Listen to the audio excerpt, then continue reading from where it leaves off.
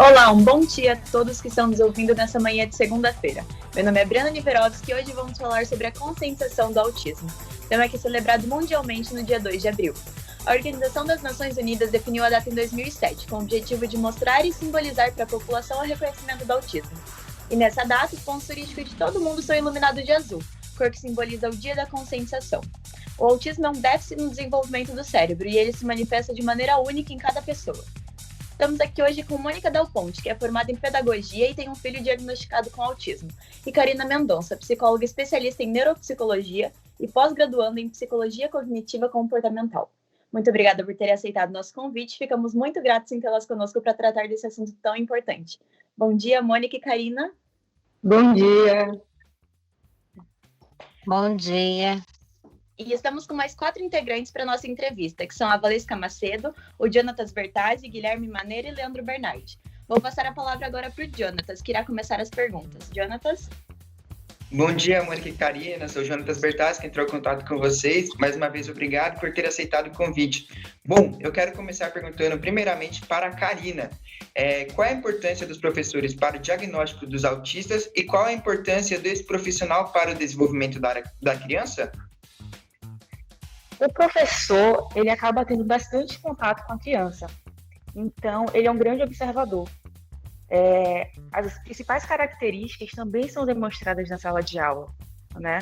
Alguns tipos, né? A gente tem alguns tipos de autismo que são apresentados a partir dos 2 anos, 3 anos, que são os mais graves, são os mais difíceis de serem diagnosticados. Além disso, cada autista tem um tipo de comportamento, né? Cada autista tem um tipo de aprendizagem, um pico de aprendizagem. Então, avaliar e identificar em cada um deles quais são suas especificidades, quais são suas habilidades e trabalhar em cima disso vai facilitar o seu conhecimento. Então, o professor, nesse processo aí, junto com toda a equipe multidisciplinar, que é super importante, vai ajudar bastante na questão do ensino-aprendizagem. Mônica, em relação a isso, você tem algum momento que algum professor marcou sua vida ou a do seu filho nesse aspecto? Se puder contar alguma história. Tem sim, eu tenho várias histórias, né? A gente percebe, a gente fala tanto em inclusão, e o Lorenzo, ele estava incluso numa sala de regular do 2º ano, e a professora que ele mais se familiarizou, digamos assim, foi aquela que o acolheu e que entendeu realmente as necessidades que ele realmente precisava, né? E adaptou, né, toda a questão curricular para que ele pudesse, né, ter uma boa aprendizagem. Então, ele teve bastante professores que, assim, como também teve professor que, olha, isso aqui é uma atividade que você dá para uma criança, né, dita normal, não, sem espectro. E o Lorenzo precisa de adaptações, ele é muito sistemático, os autistas são sistemáticos, né, depende de uma rotina. Então, mas teve um em especial que eu gostei bastante, que é a professora Fátima, do 2º ano da escola 1º de Maio. Oi, Mônica, bom dia. Então, como que foi o desenvolvimento do seu filho durante o ensino online? Ele teve alguma dificuldade com essa nova rotina? Muita dificuldade, até tenho ainda, sabe? A psicóloga vai poder me ajudar, né? Ele tem uma rotina tem que ser bem definida, né? E eu trabalho fora o dia todo, então o período que ele iria para a escola era à tarde. Então, quando eu chego à tarde em casa, 5 horas da tarde, ele já não tem mesmo interesse, ele não tem interesse, então eu tenho que criar essa rotina novamente nele. Mas é bem difícil, sabe? Porque em casa tem outros, a questão visual, tem outras pessoas da família interagindo, sabe? Não é um espaço apropriado para isso, né? Não só os do espectro autista, mas todos os alunos hoje estão com dificuldade de manter uma rotina. Se todos os alunos estão com essa dificuldade, pense um autista, né? Que é totalmente dependente dessa rotina E,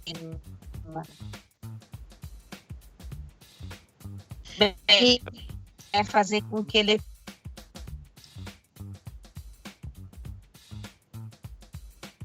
Desculpe, pode continuar. e caso tenha uma. é, Ai, ele tem múltiplas deficiências, né? Ele tem a parte motora, que também é difícil, né? Ele tem a parte cognitiva, da fala. Então, tem outras coisas que também interferem na aprendizagem, né? Mas os comportamentos, né? Específicos do autista, né? Que são os movimentos repetitivos, a questão de não querer certas coisas, de ter que impor, ter que colocar limites, essas coisas assim.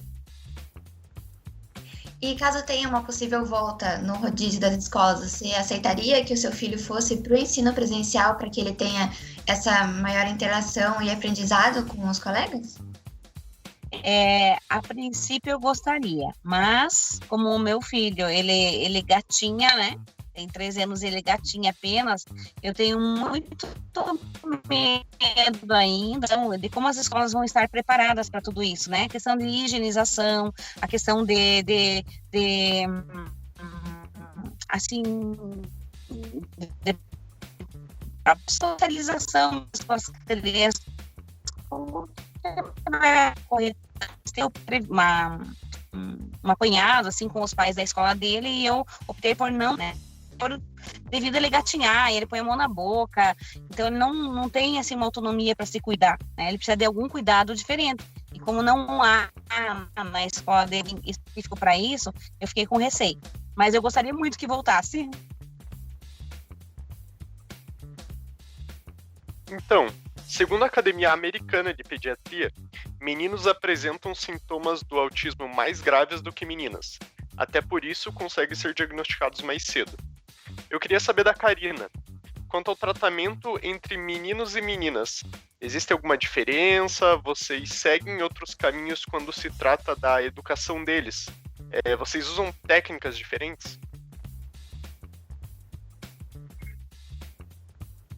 Como a mãe trouxe aí, cada autista, independente de ter sido diagnosticado dentro de algum tipo ou dentro de algumas características, cada um se apresenta de uma forma, né? As meninas, elas costumam ser em menor quantidade, né, diagnosticadas. Os casos são maiores nos meninos e ainda tem um agravante que as meninas conseguem disfarçar mais, né? Então, a questão do comportamento, por exemplo, elas conseguem imitar melhor, então acaba camuflando algumas situações. Portanto, né, costumam ser mais graves e, quando não diagnosticados, acabam apresentando, já na adolescência, na fase adulta, questões como depressão e ansiedade. Com relação ao tratamento, né, vai depender muito de cada caso. Normalmente, em todos os casos, é importante uma equipe multidisciplinar, né? Formada por um fonoaudiólogo. Uma das características principais também é a questão da fala, da comunicação. Ter um psicopedagogo ajudando nessa integração com a escola, junto à equipe pedagógica, o professor. Ter uma ludoterapia, como não há, em alguns casos, não há questão da fala. Os jogos podem estar ajudando nessa comunicação. Enfim, o tratamento costuma seguir a mesma linha, mas não a mesma forma, né? Cada autista é único e as intervenções vão ser sempre diferentes, né? Aqui no colégio, por exemplo, eu tenho alguns autistas diagnosticados, eu tenho algumas famílias resistentes a esse diagnóstico, a mesma série em alguns casos, e é totalmente diferente as intervenções feitas. Agora uma pergunta também para a Karina em relação ao PEI, né, o Plano de Educação Especializado, que é criado pelo professor através de uma avaliação de cada aluno. Você recebe muito relato de professor com alguma dificuldade? O que mais chega para você em relação a isso? Olha, eu recebo bastante dificuldade, né? E a minha dificuldade também com relação a ajudar esse professor é a questão da comunicação, né? O que é que acontece? Hoje a gente tem professores sobrecarregados e precisaram ser adaptados dia para noite com relação às aulas online. tinham professores que nunca tiveram contato com isso. Além do mais, tem a questão da inclusão, que ela precisa ser feita, é lei e tem que ser bem feita, né? E a questão da comunicação, porque quando há comunicação, professor, corpo pedagógico, orientação e família, flui melhor, né? Você conhecer seu filho tem uma rotina, você dividir isso com a escola, faz com que a gente faça uma adaptação melhor. Então, dessa maneira, eu consigo orientar melhor o professor. Olha, por exemplo, eu tenho um aluno que tem muita dificuldade em matemática, né? Ele consegue se desenvolver bem, mas em matemática ele tem dificuldade. E a professora também tem muita dificuldade. Mas a mãe está sempre passando para mim que ele não acompanhou, que aquela atividade, da forma como foi passada, ele não conseguiu desenvolver. Então, a gente também vai conhecendo as habilidades, novamente eu trago, né?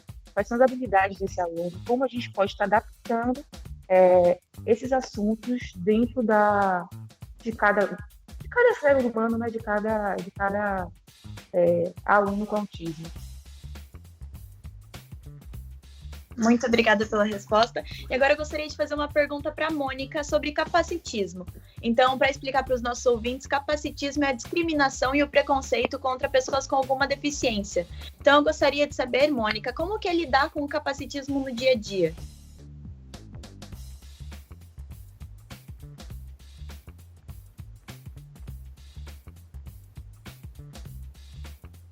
Acho que seu áudio estava mutado. Pronto, acho que travou para mim. Isso. Quer que eu repita a pergunta? Faz favor. Uhum.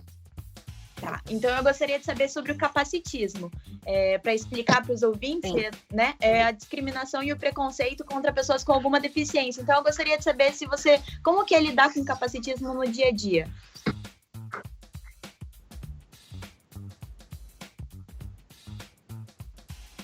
Não, olha, então eu percebo assim, é tudo questão, eu já falei uma vez também, acho que para vocês, da importância da gente de levar nossos filhos nos lugares, né?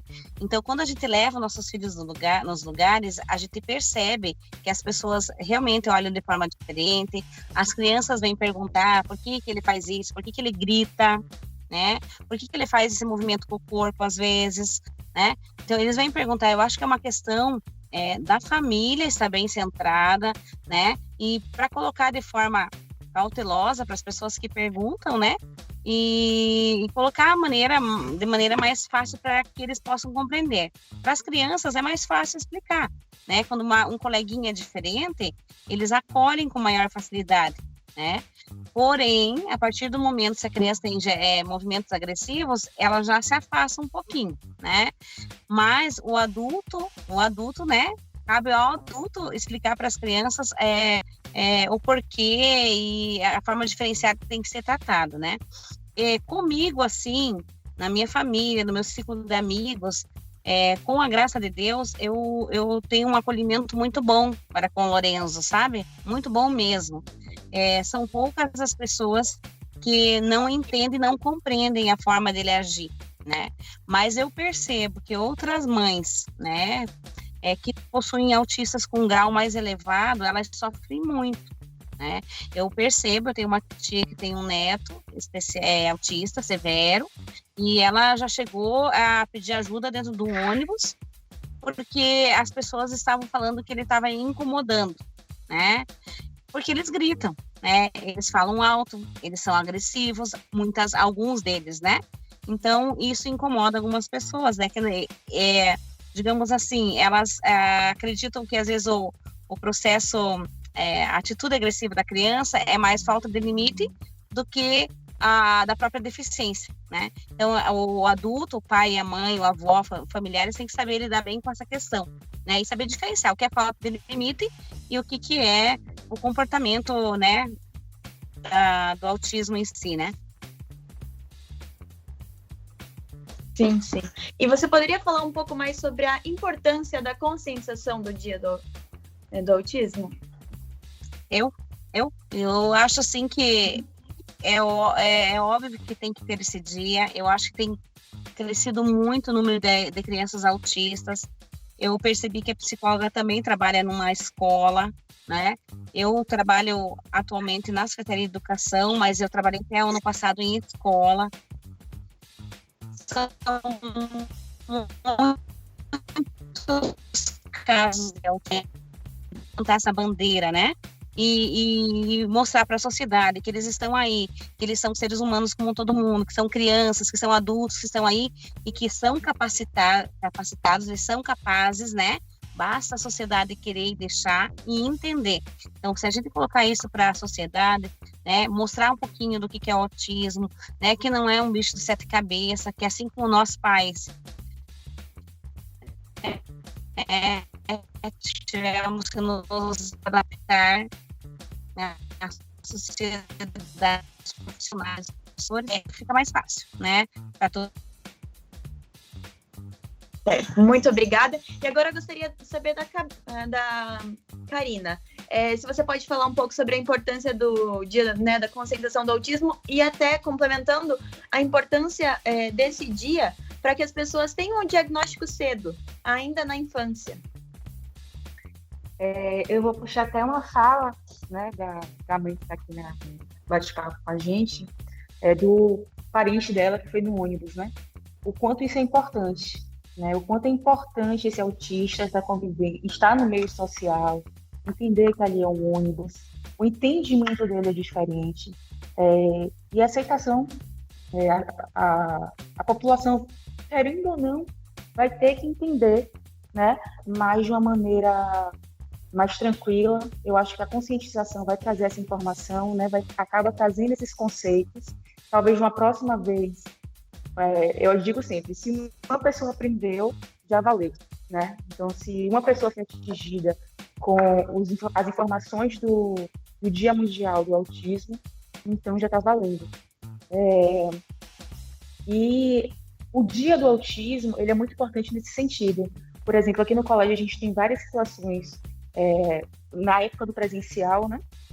Que a gente tinha alunos que não conseguiam escrever no ritmo certo, alunos que não conseguiam pegar, alunos que não identificavam números, dificuldades na matemática, e a turma sempre acolhia de uma maneira diferente, né? Sempre ajudava, sempre se estava um do lado para poder estar contribuindo com esse aluno, enfim. E no dia do autismo era um dia bem relevante, né? Os pais abraçavam, enfim, era bem interessante. Certo, muito obrigada. Acredito que isso que você falou é uma das coisas mais importantes que a gente pode levar dessa entrevista, né? Que se uma pessoa aprendeu, já valeu. Já valeu. Agora eu gostaria de perguntar para as duas, para os nossos ouvintes, até para a gente, como que a gente pode apoiar as pessoas diagnosticadas com autismo no dia a dia? Pode começar respondendo, Karina. Eu acredito que, estando aberto, né, independente de conhecer ou não, a gente vem cheio de preconceitos. A gente tem as nossas crenças, a gente tem nossos valores, a gente tem nossos ensinamentos, né, dentro de casa, da educação. Mas, independente do preconceito que a gente vem, eu falo preconceito de uma maneira positiva, né, não de todo pejorativo, estar aberto às informações, estar aberto a conhecer o outro. Ali é um ser humano que tem sentimento, que se expressa, e que tem coisa para nos ensinar, né? Todo mundo tem coisa para nos ensinar. E uma outra coisa que eu falo sempre aqui no colégio é que todo mundo quer ser aceito, independente da sua condição, independente do seu transtorno, independente de qualquer coisa, porque eu, que você, todos nós queremos ser aceitos e ser respeitados. Então, por que não o autista, né? Então, por que não a criança com qualquer tipo de transtorno? Eu acho que esse é o ponto-chave. E eu gostaria de falar assim, dando uma chance para esse ser humano mesmo, né, complementando o que é a fala da psicóloga, dando uma chance para ele.